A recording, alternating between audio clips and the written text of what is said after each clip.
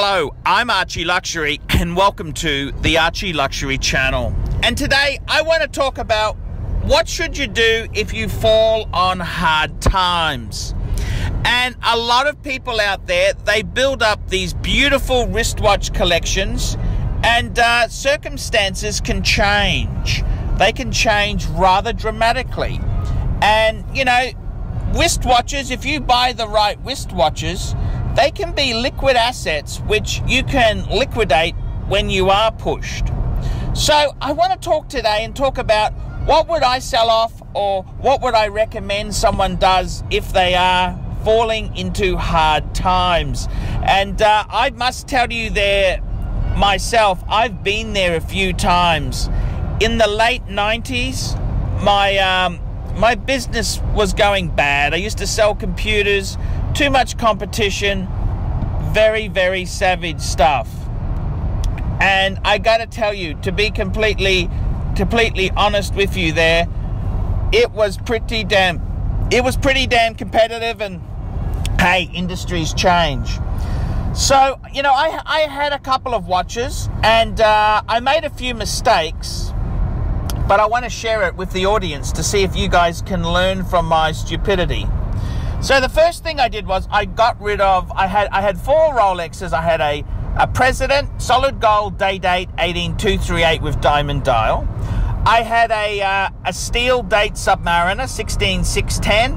I had a Polar Explorer 2 16570, and I also had a two-tone Datejust. Now the first one I got rid of was the two-tone Datejust. I just felt, you know, that just flicked that. It was the one that sang to me least. Then the other pieces, those other 3 pieces, they were harder to sell. I got rid of the day date first, secondly, why did I do the day date?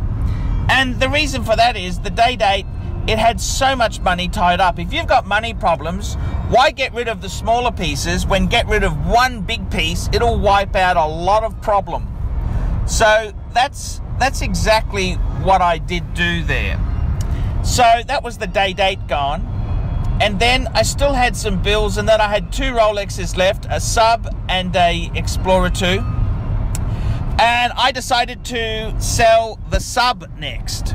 And it was basically because I preferred the Explorer 2 to the Sub. Interestingly enough, in that time frame, the Sub was only marginally more desirable than the Explorer. The GMT was the dog of the range. That was the woof one. How times have changed. And then I had the Explorer 2, and then, you know, it's one of these things, you're feeling down, you think, oh, I'll get rid of that other piece there. But I gotta tell you the truth, I should have kept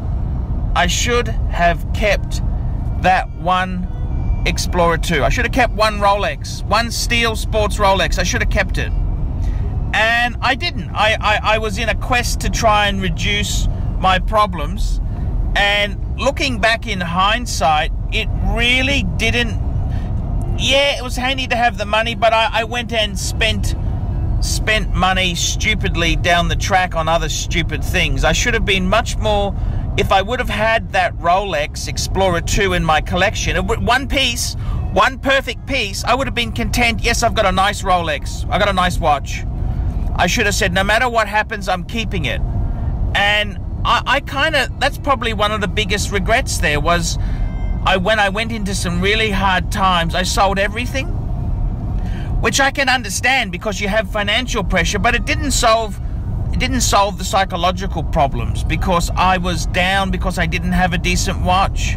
I was depressed because I had all these beautiful Rolexes at one stage, and now I had absolutely nothing. Zippo, nothing, naught.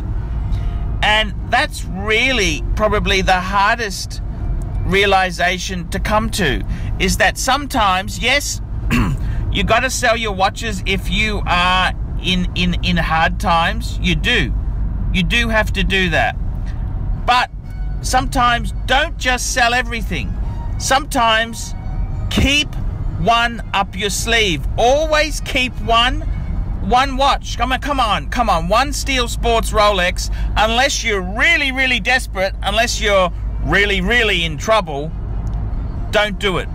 And that's probably the biggest lesson I learned there. I was too eager to try and solve my problem. Then I was down because I love the watches. I really love watches, and they were gone. I'd sold them, and that's kind of one of the things that disappointed me most, was that I was too sometimes you get too keen to address your problems, and I was down. I went really depressed over it, and that ain't a smart thing to do.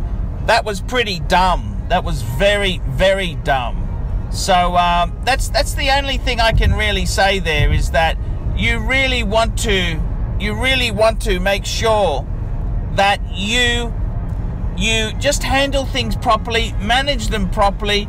Don't be silly. Just be sensible. That's the thing. That's what moderation. You got to do these things in moderation. That's really the big thing. You got to do it in moderation. Don't be just jumping and selling and, oh, we're going to do everything. Sometimes just keep one. Keep one wristwatch. Keep one wristwatch and be happy. I'm Archibald Chesterfield III. This is a tale from Archie Luxury. Tell me what you guys think of that.